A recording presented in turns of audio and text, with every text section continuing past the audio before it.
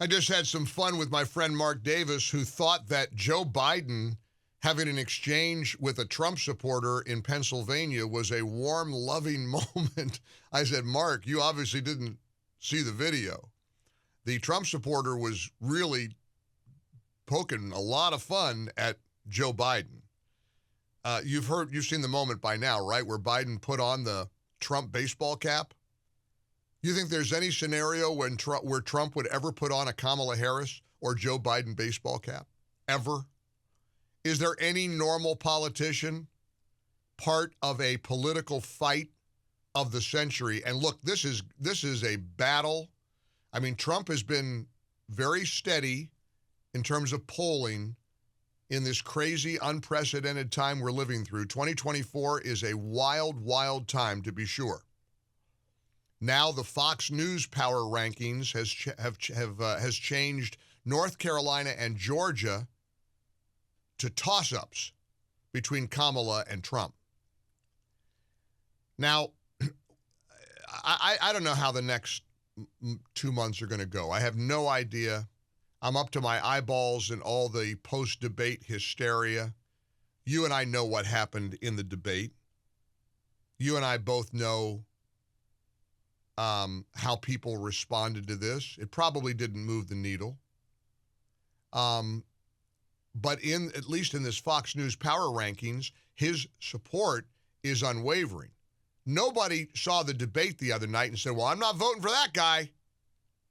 Nobody. Despite how the media will lie to you, nobody did that. I mean, there's an exchange that is the only exchange that really matters. There was an exchange. People said, well, she didn't really do the word salad thing. Huh? Isn't it crazy how you can watch a debate and then see all the post-debate analysis afterwards and get so kind of distracted by all the chattering talking heads, and you don't even keep up with what actually happened on the debate stage. If I asked any Democrat, any American, any caller to my show, are we better off now? Are Americans better off now than we were 4 years ago? That's a very problematic question for Kamala Harris, because she knows that most Americans are definitely not. And she can't answer that because she's part of the problem, and she knows it. I'm going to play that one exchange, and we're going to move on. I got to get to Springfield. I'm dying to talk some more about Springfield, Ohio, because that's another narrative that has been completely dissected and eviscerated by the mainstream media, sliced and diced. Oh, it's a total urban legend. There's nothing going on in Springfield. Nothing to see here, folks. Move on. The only problem is the people that are saying that probably don't have talk shows that are heard and seen in Springfield, Ohio, like I do. In fact, you know what I'm about to do, right? Hey, Springfield or Ohio listeners and viewers, you're about to get the floor in a big way. But hold that thought for just a moment. One more note about the debate. And again, I got a headache over, oh, she won, oh, he won. Nobody. Look, there's not really a winning and losing. If she didn't collapse in a heap and you consider that a victory, okay, so be it. I heard Hugh Hewitt this morning say, upon further review, he won the debate. Yesterday, Hugh was saying, I think he lost the debate, but he lost the battle, but he won the war because of how bad the ABC moderators were. Today, Hugh is saying that the pushback has been so egregious against ABC that it was a net benefit for Donald Trump. I'm not sure if I totally agree with that or not. Maybe. But here's what I know did happen. Americans were watching. I was in a crowded movie theater in Florida with people who started screaming and booing when this moment occurred. I give you my word, this is not edited. I promise you, this was Kamala's actual answer to a specific question about the condition of America today under the Biden-Harris administration. When it comes to the economy, do you believe Americans are better off than they were 4 years ago? So I was raised as a middle-class kid, and I am actually the only person on this stage who has a plan that is about lifting up the middle class and working people of America. There you go. Stop. I believe what do I in need the to play? There you go.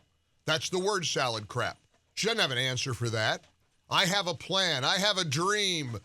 Early to bed, early to rise. Run, spot, run. She got nothing.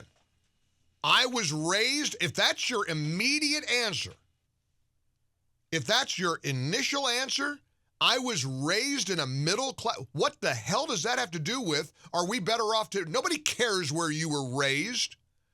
Nobody gives a rat's rear end about your Marxist professor father. Nobody cares about your childhood, lady.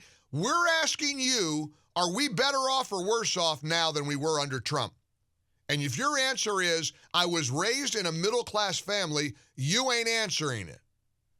That is the definition of word salad.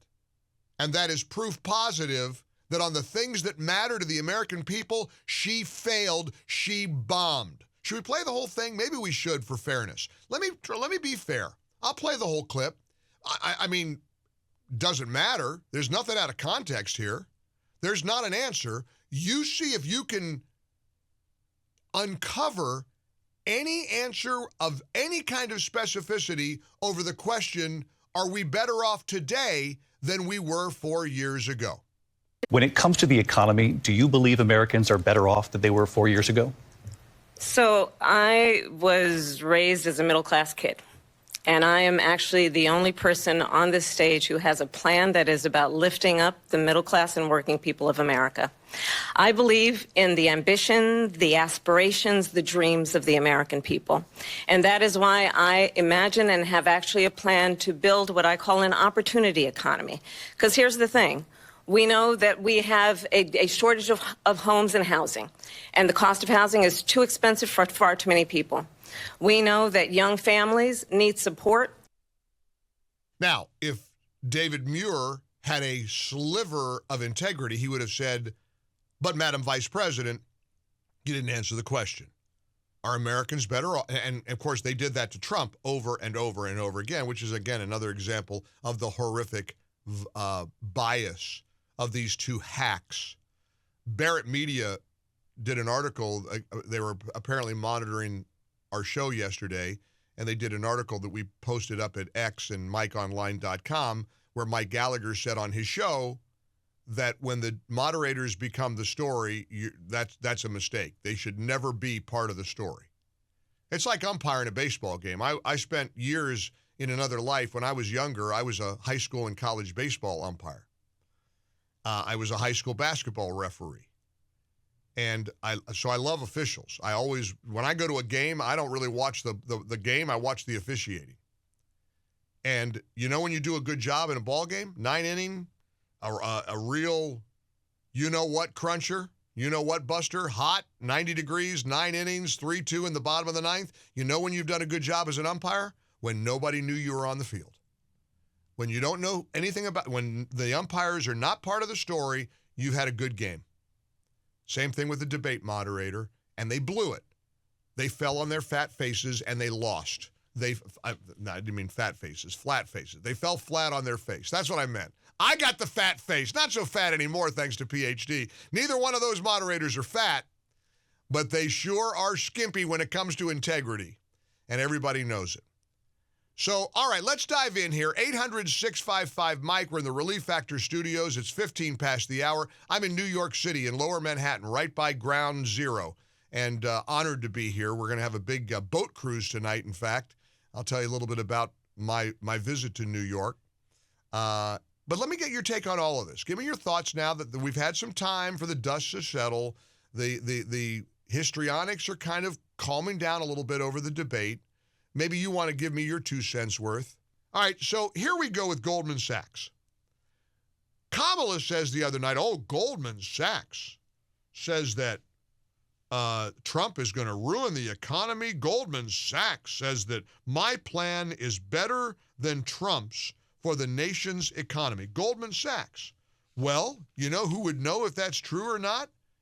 the CEO of Goldman Sachs, David M. Solomon, and here he was yesterday on CNBC. Let's talk some politics. Debate was last night. Not sure if you had a chance to see it or not. Your own economic team, of course, has made news of late, suggesting that the bigger boost to growth would come from the Harris economic plan, at least over the first couple of years. She mentioned it last night. You feel the same? So that report, which was mentioned last night in the debate, came from an independent analyst. And it's interesting, Scott. I think a lot more has been made of this than should be. What the report did is it looked at a handful of policy issues that have been put out by both sides, and it tried to model their impact on GDP growth. And the reason I say a bigger deal's been made of it is what it showed is the difference between the sets of policies that they put forward was about 0.2%. Okay, so economy grows. Okay, if you took these particular sets of policies they looked at, and by the way, we have no idea whether these policies, these things that are talked about will ultimately be implemented, what was the growth impact? And the differential was 0.2%. So, I think our clients are trying to look at what's going on from a policy perspective and make judgments. I think this blew up into something that's bigger than what it was intended to be. Ah, you mean a little reality check for Kamala's boast that Goldman Sachs thinks her plan 0.2%. Yeah, nice try. Wonder why David Muir and Lindsay Davis didn't do any fact-checking on that claim, huh? Unreal. Unbelievable. 800-655-Mike. John's in LaGrange, Illinois. Hey, John, welcome aboard. You're next up on the Mike Gallagher Show. Hello. Hi, Mike. How are you? Good, John. How's it going? Great. Just real quick, I think Trump had a good debate. Kamala did a lot of blah, blah, blah. But I think one of the things that I was hoping for, and this is just one of my hot buttons, it's not like he made a mistake or anything like that. Right. It's just that when you tie in immigration, and the key one, 1A is obviously crime, but 1B is also the cost, and that's additional cost to inflation. And I think I've talked to a lot of people about this topic, and when I start bringing up the inflationary costs, it's like their eyes glass over because it's another thing they haven't thought of. Correct. I just thought that would have just tied it just from, again, this is my opinion. I'm not saying it did anything wrong because it is. But John, your opinion isn't wrong. You're right. Although I would respectfully suggest it's a little bit in the weeds, and when you're watching a 90-minute debate, you want those powerful moments that are vivid, that capture hearts and minds. I mean, but you are completely correct. I mean, I totally agree with you. Look, all people have to know is what it costs to go to the grocery store, or what their car payment is, or what it is to get homeowners insurance, or what it is to pay your kids' college tuition. Everybody's struggling. Everybody's struggling. And I mean, not everybody. There are people who are blessed. There are people who we're fortunate. God gave us an opportunity to make a living and get paid well. But I am constantly mindful, and I am constantly humble enough to know that, personally, it could all go away in a blink of an eye. I remember what it was like when I was paying the bills and struggling to pay the bills, and I never want to forget what it feels like to go paycheck to paycheck. Let's talk about what independents are saying about Donald Trump, even post-debate. Here is a focus group coordinator named Lee Carter.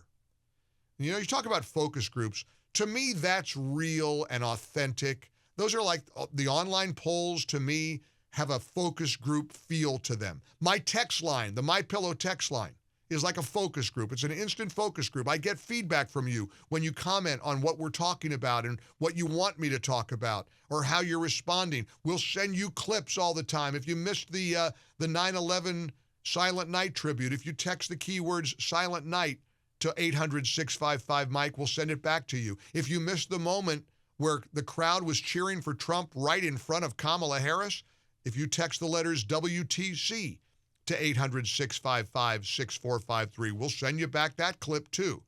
But to me, the text line, the MyPillow text line, is a focus group.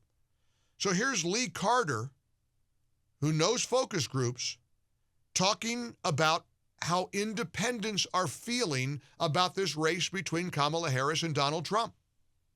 In 2020, we didn't see this. We saw a big split between independents, Republicans, Democrats. It was like, you know, all different. It was like spaghetti lines. What we're seeing now is very much like we saw in 2016, which is independents are tracking very much with Republicans. They're looking for a couple things. They're looking for answers on immigration. They're looking for answers on the economy. They want to hear that things are going to get better for them. And they also want change from what's happening right now. And I think one of the most important things they were looking for last night from Kamala Harris is, how are you going to make it different? One of Trump's most powerful statements that he said is when he said, you know, why haven't you done it for the last 3.5 years? You are Biden. And he was really trying to say, there's going to be no change with you. And people are looking for that.